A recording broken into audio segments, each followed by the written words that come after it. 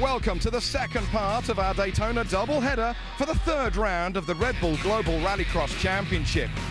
Round 2 saw Tanner Faust and his Volkswagen cut through the order to stand on top of the podium. That now means that the number 34 is level at the top of GRC race wins, tying with Scott Speed and also Thomas Heikkinen. Faust and Speed are racing today. Could they make it win number 6? AutoZone has awarded these 3 drivers as their top GRC performers in round 2 here at Daytona. Nelson Piquet Jr., Austin Dine, and also Patrick Sandell. It's scorching hot here at the Daytona International Speedway. Townsend, that's given some top teams some top problems. Oh, for sure. I mean, you've got Volkswagen, Subaru, even Ford with Patrick Sandell had issues. I think it's this crazy temperature coupled with the vicious pace of development in the series now. Everybody's pushing the limit. Sandell had to weld his gearbox casing in the paddock last night. He didn't have a spare. We'll see if that holds up today. Now, one of the standout drives for me yesterday was that of Jeff Ward. Never been in the car before. What a hero. Yeah, it was amazing. I mean, his first time in the car, I said, you must have had some testing, you're so fast. He said, I did 10 minutes at the Chip Ganassi Racing parking lot outside the team shop. He's got, a full round of experience under his belt, and now he can put that to the test here in round 3. It's a very fast course that we've got here at Daytona, so let's have a look at it with our GoPro course preview. Hey guys, this is Nelson Piquet Jr. We're here in Daytona for the second round of the Global Rallycross Championship. This is the track preview on my hydroxy-cut Ford Fiesta SH Rallycross. It's the longest straight probably that we're going to have the whole season of GRC. We're up to 6th gear, going a really strong braking point over here, down to 2nd or 3rd gear depending on what gear ratios you have in which car. Up through the gears again, coming to the tightest corner of the track, which is a very slow hairpin, and into the dirt section. Very important over here to place your car in the right position and to have a good exit because it's very slippery. We're coming to our 2nd hairpin in a row. Over here, really slow as well and very tricky. And both 2nd gears, and now you have to prepare for the jump. You have to make sure your car is lined up straightly because you can end up pretty badly. And coming to the last corner over here of the dirt section, again, it's a quicker one, but I have to be very careful now to be patient because you're coming into the asphalt section and you need to have a good exit and not lose time. And this is the last corner before the long straight, so you have to make sure you point the car early and go on throttle as early as you can, as quick as you can. And this was your GoPro course preview.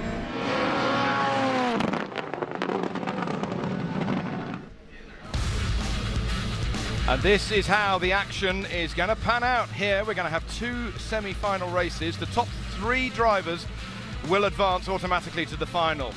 Then we'll have a last chance qualifier. The top 4 will advance to the final. Therefore, there'll be 10 cars in the final, and it'll take place over 8 laps. And during each race, the drivers must take at least once the Cobalt Tools Joker lap in that race. The current weather conditions absolutely boiling hot. I'm surprised it's only 91 degrees and the humidity only 56. It feels, Townsend, a lot more than that. I'd put it at about 105, and certainly the track temperature is up over 140, and can you imagine inside the cockpit, it is raging temperature-wise. But starting up front is Jeff Ward, your fastest qualifier today. It's our royal purple starting grid. Ken Block next to him, and then Austin Dine is outside that front row. Then on the 2nd row, we've got Nelson Piquet Jr., Scott Speed and Bucky Lasik making it 6 cars for the first of our semi-final. Ken Block lining up in the middle of that front row. There he is. He's got a cooling helmet, so there's cool air going into the top of that crash helmet. It might help him just a bit as he prepares for the start. And he's grabbing the lever of fever, and the huge vent also coming through his legs. Toby, take it. Here we go, when the red lights go out, wait for the green, and we're underway. What an electrifying start by Ken Block. And Piquet Jr. is left on the back of the grid. He's in real trouble. Block, Ward, Speed immediately take the Cobalt Tools Joker lap. As we come down to turn 2, we go off the tarmac and onto the dirt. And Ken Block protecting the inside into the first right-hander. Now Ward and Speed are side by side. Ward has the position, but Ken Block's the guinea pig on this wet section. The water trucks have dampened things. They have to figure out where's the grip. So the stewards are already looking at Ken Block's actions into the first part of this race. Let's wait and see what they've got to say as they come back off the dirt onto the tarmac here at Daytona. Jeff Ward in the Ford Fiesta there in second place. Third is Scott Speed, and we're hearing that the stewards are not going to give a penalty to anybody, not least of all Ken Block.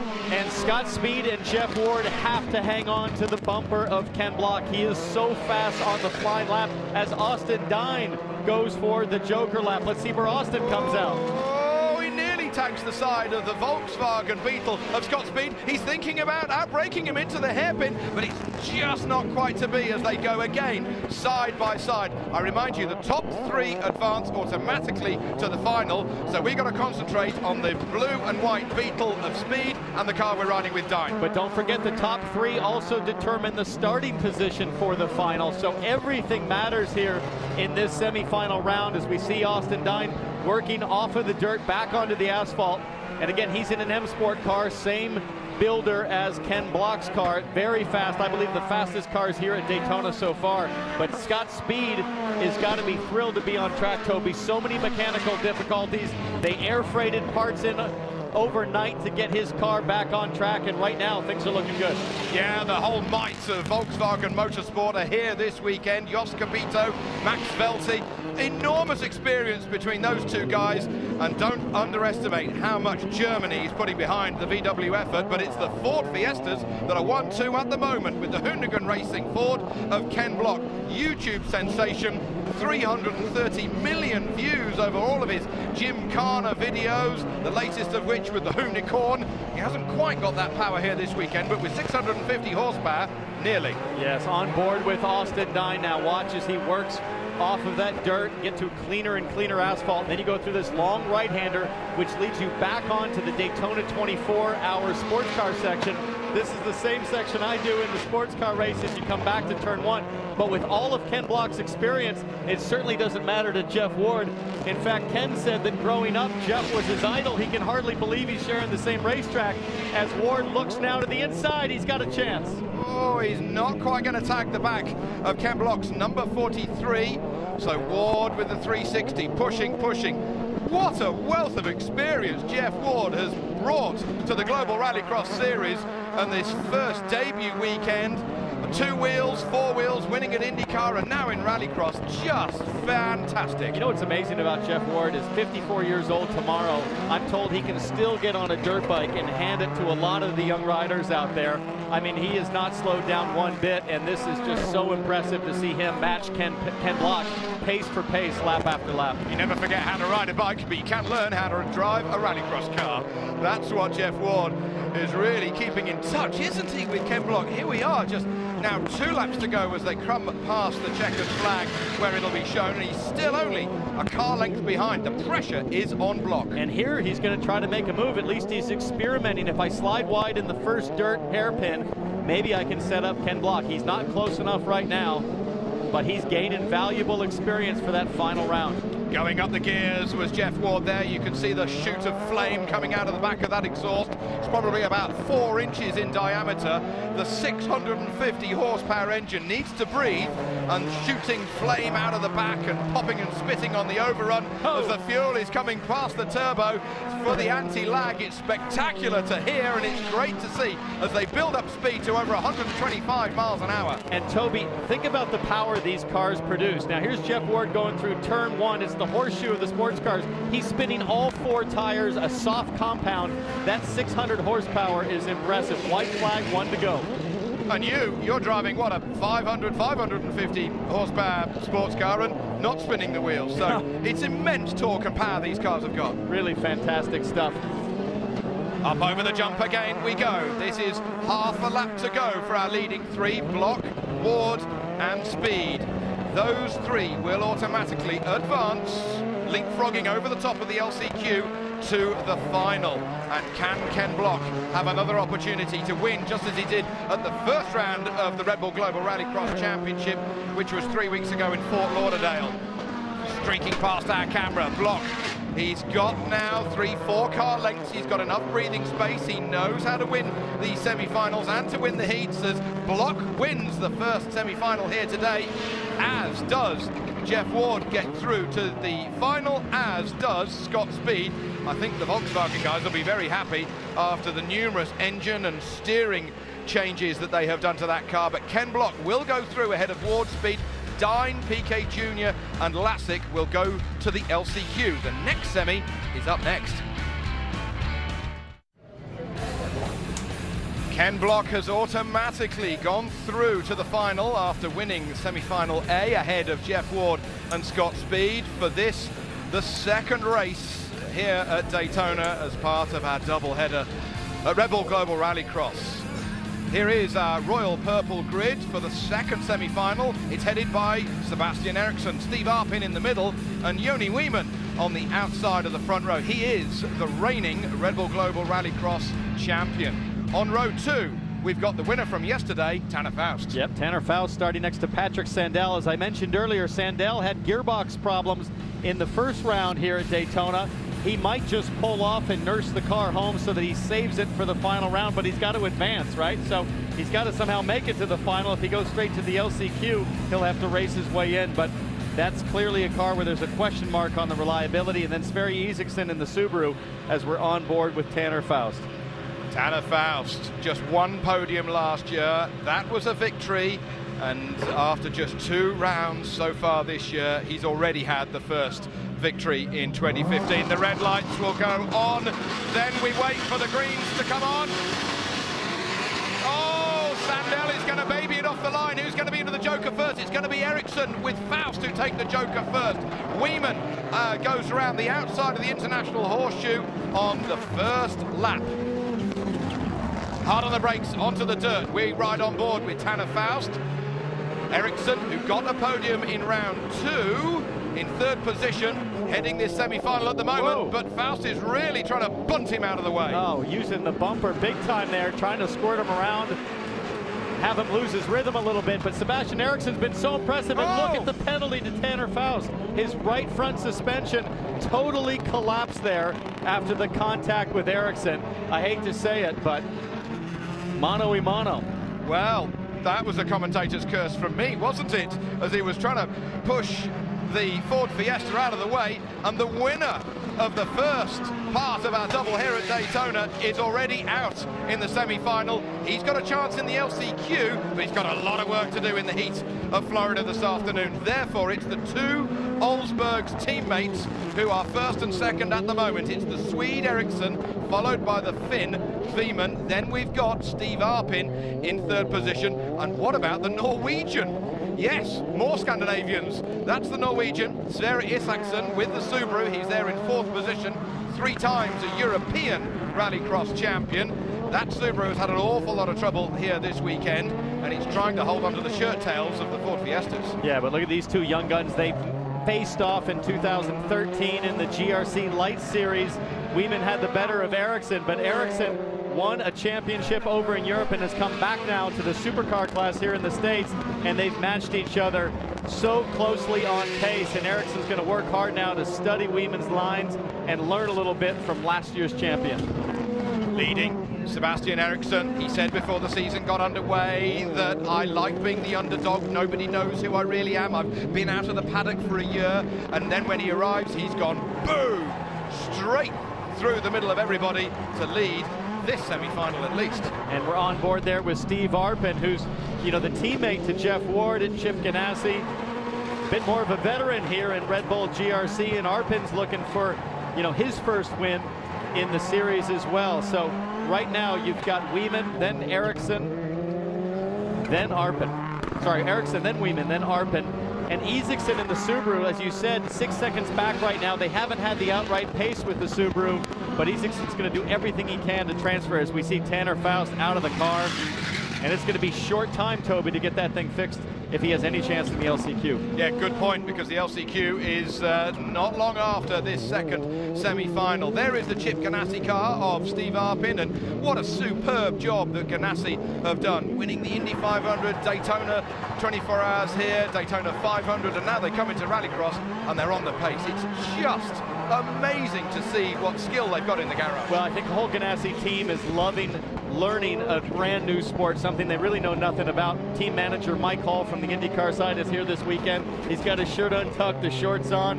He's getting well into the GRC vibe.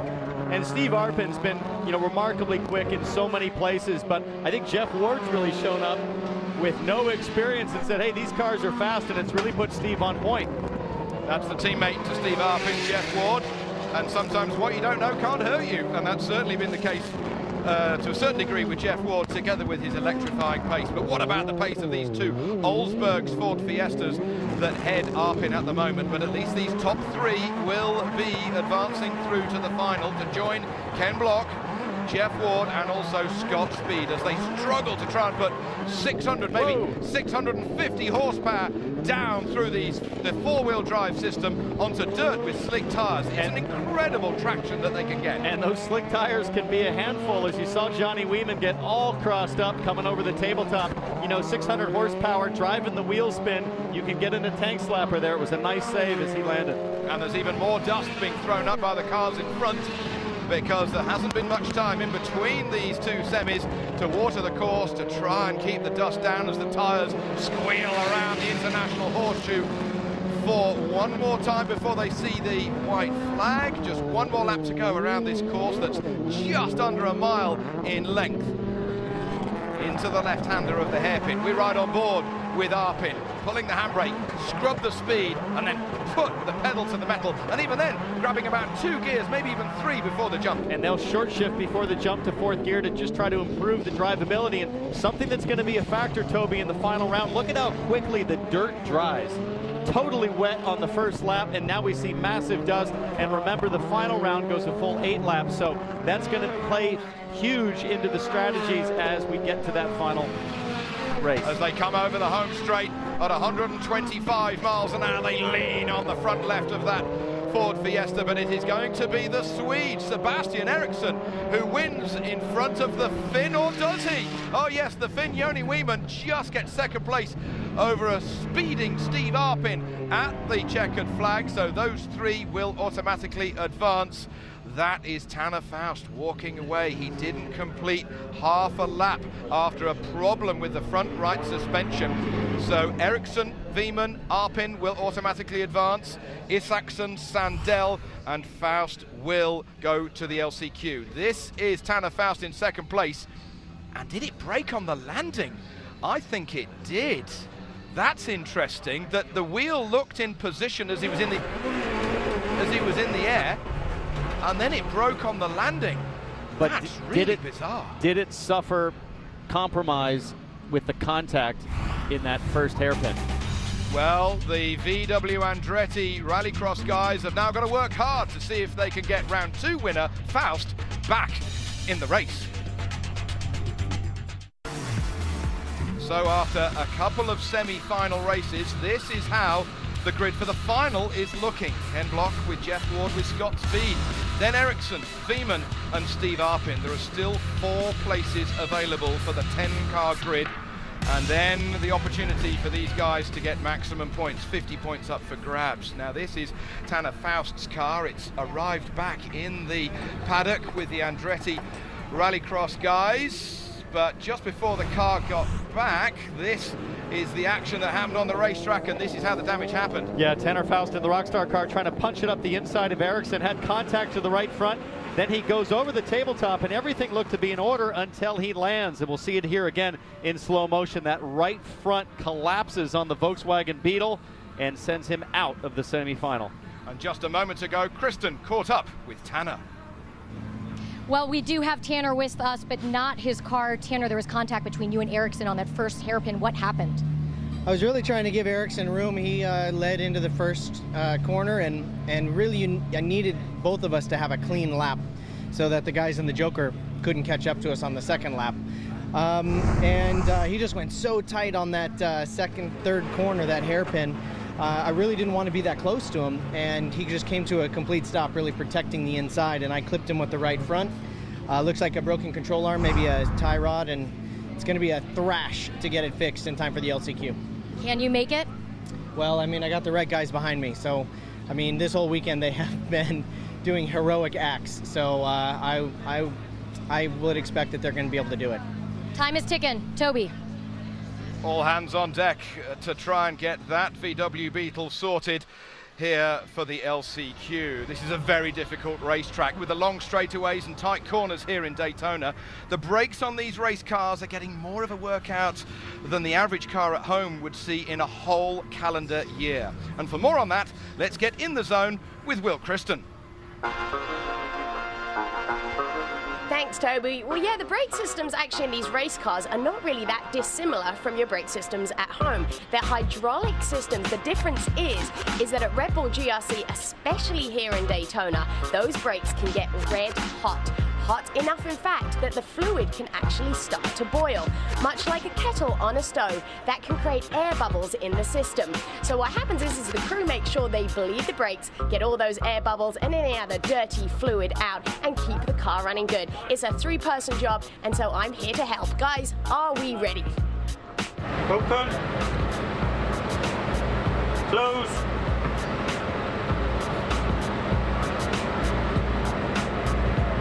Open. Closed. So I've got to stay here until the job's done. Toby, back to you. They're turning you into a mechanic, aren't they, Will? That's certainly an extra job for Will down there in the pits. Now, the really difficult work is still going on with Tanner Faust's Beetle. Will it be ready for the LCQ?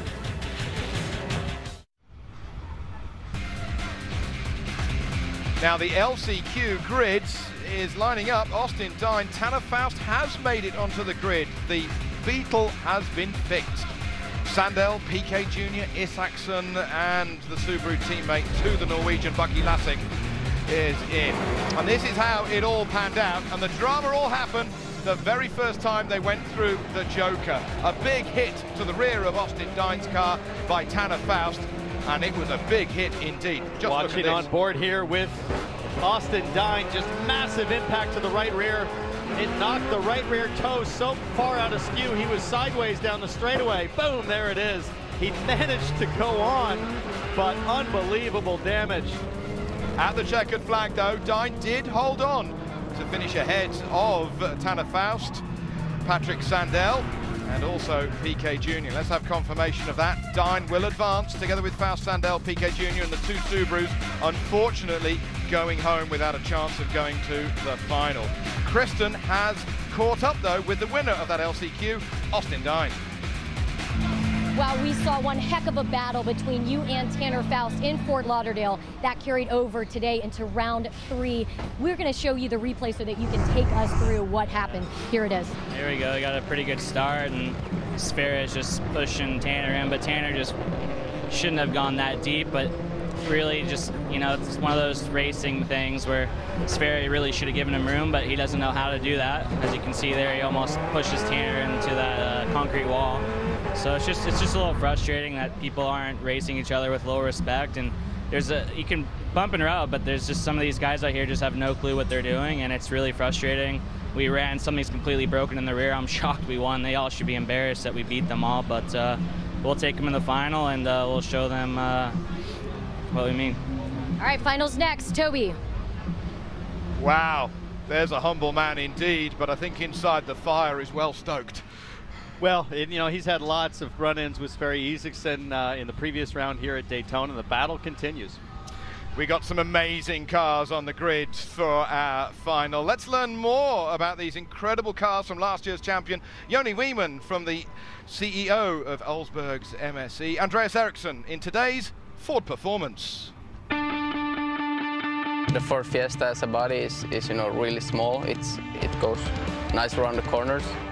And my car is built to perfection by the team. They make everything by themselves, so you know they can do it exactly as they want it, and that's what makes it so special. A rallycross car needs to be unique. I mean, it's doing 0 to 60 miles per hour in 2 seconds. It needs to jump. It needs to go fast on gravel. It needs to perform on tarmac. It's a compromise of the whole thing. That's what makes this car really unique. We have all-wheel drive, over 600 horsepower. Over 900 torque, and you know, a really good suspension, and that's what makes the car so fast. You know, it feels like an explosion when you when you start, gearing up as fast as you can, and that's just an amazing feeling.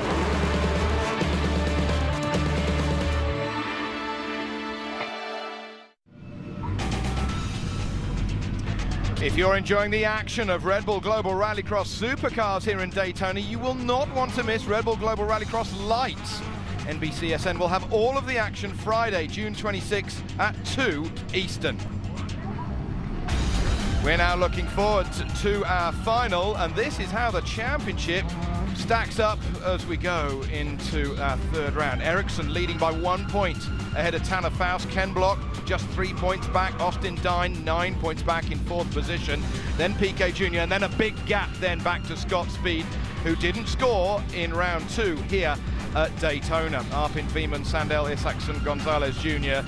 and Lassick bring up the rear. Now let's have a quick review of what happened in round 2. There was certainly a lot of drama because as they all went into the Joker, Sandell, Block and Ward all touched each other. Sandell went wide and that left the door open for Block and Sandell to clash. And it all went wrong. They just started muscling each other coming down the back straight here to turn 2.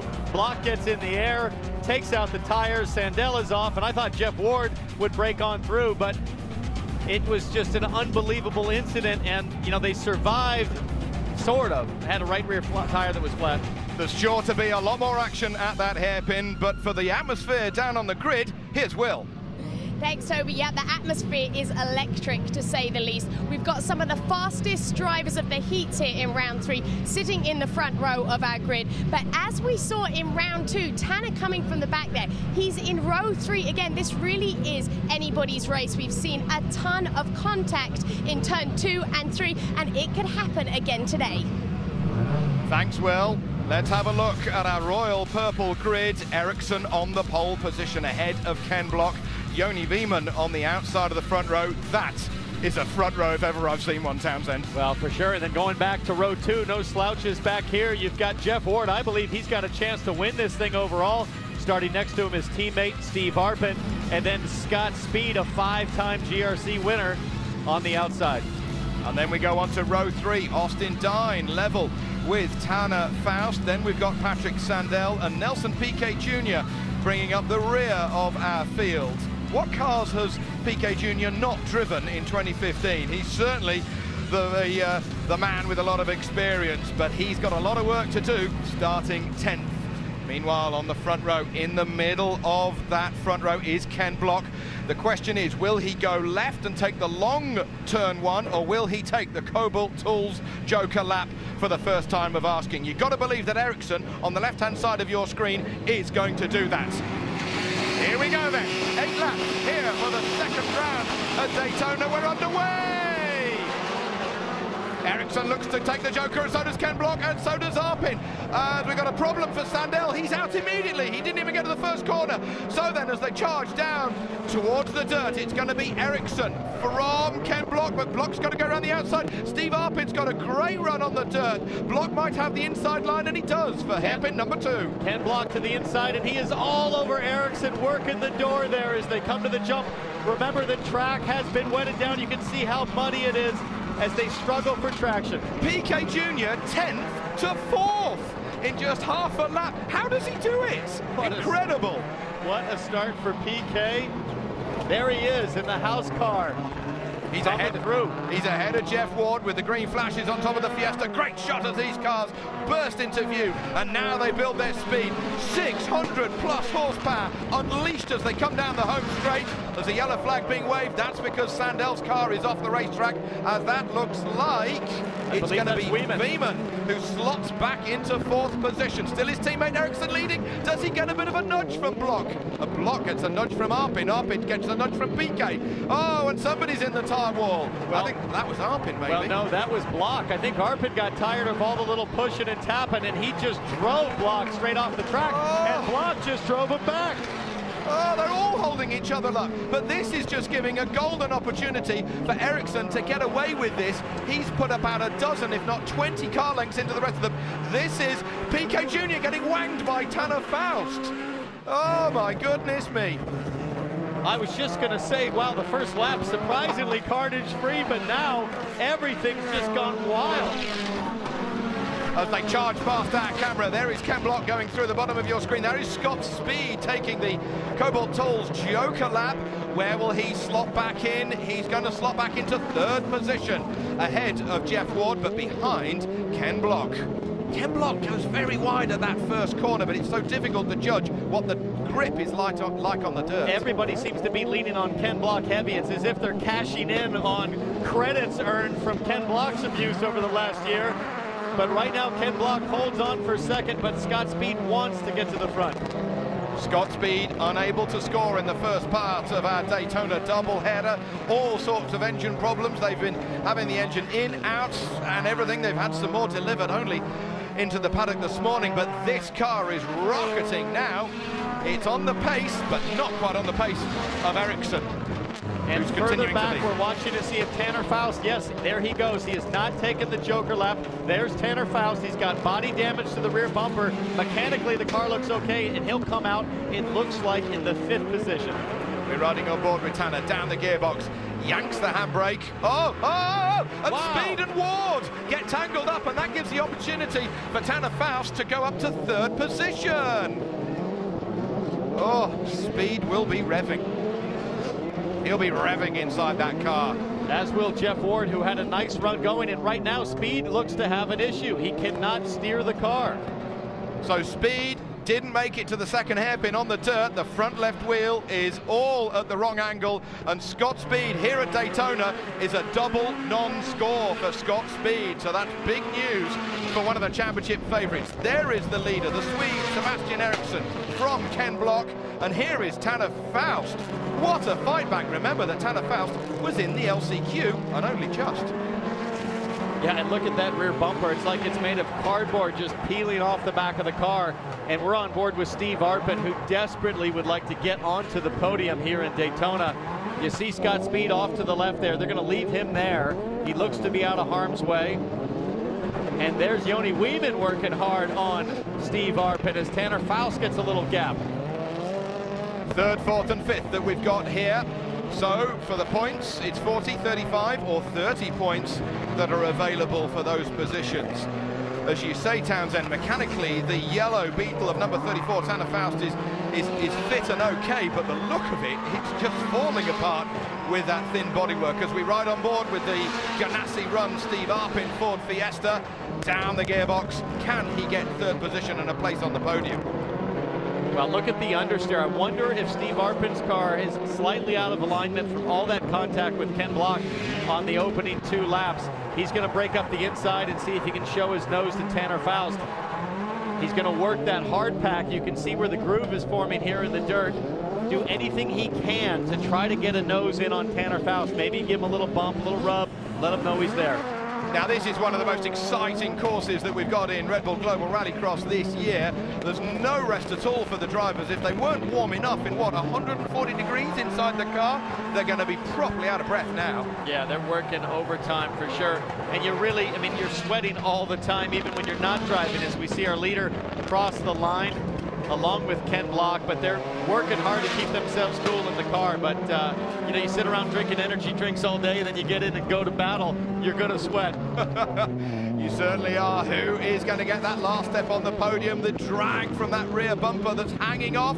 It's being held on by a shred of material as we are riding again with Steve Arpin up behind that VW Beetle, pushing, banging, slamming. And this is the battle for podium, Toby, and Steve Arpin is using all of his NASCAR experience trying to do the bump and run there. Coming down to the dirt. Now Tanner Faust is on the inside line, but that'll be slow into this very tricky corner. A lot more dirt being dragged out onto the tarmac, and Arpin's got an opportunity, and he powers through, and here comes the Wieman, the reigning champion, and it looks like Tanner Faust has got a problem, or has he just missed a bit of a get? Oh, and Wieman hits the wall! And that's a concrete wall. That'll be big damage to Joni Wieman on the left rear as we take the white flag. And that's a massive hit for Joni Wieman. He just drifted too far to the left. Meanwhile, here is the leader of this race, Sebastian Eriksson. He's kept his powder dry. He's hardly had any car in front of him at any point in time, and he has just got half a lap to go to win here in Daytona. What an incredible drive by Sebastian Eriksson. He did the GRC Lights 2 years ago here stateside. Then he went back to Scandinavia and won a Rallycross championship there. And he said, coming into this season, I like being the underdog. Nobody's been looking at me. The pressure is off my shoulders. And to withstand the pressure of Ken Block behind him and Steve Arpin and Jeff Ward and Tanner Faust is incredible.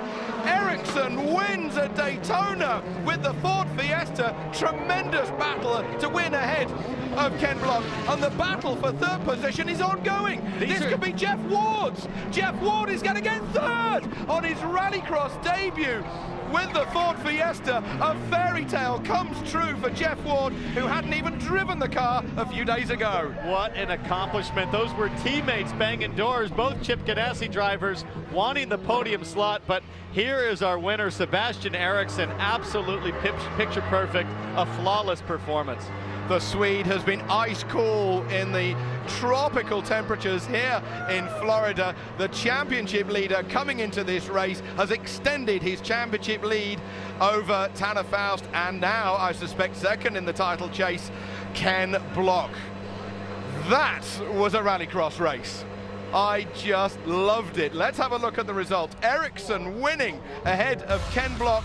Jeff Ward getting on the podium ahead of Arpin. Tanner Faust limping it to the line ahead of PK Jr., who had a meteoric start.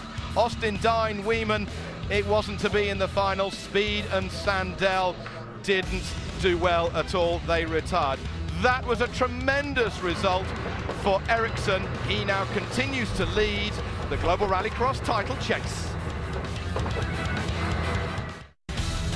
We've had a little bit of history here at Daytona because the Swede, Sebastian Eriksson, in only his third ever supercar final, has rocked up victorious. Kristen is down there with our winner. Wow, Sebastian Eriksson able to get on the podium with a win here in round 3. It had to have been a battle facing Ken Block. I saw him exchanging a few words for you. How were you able to pull that off?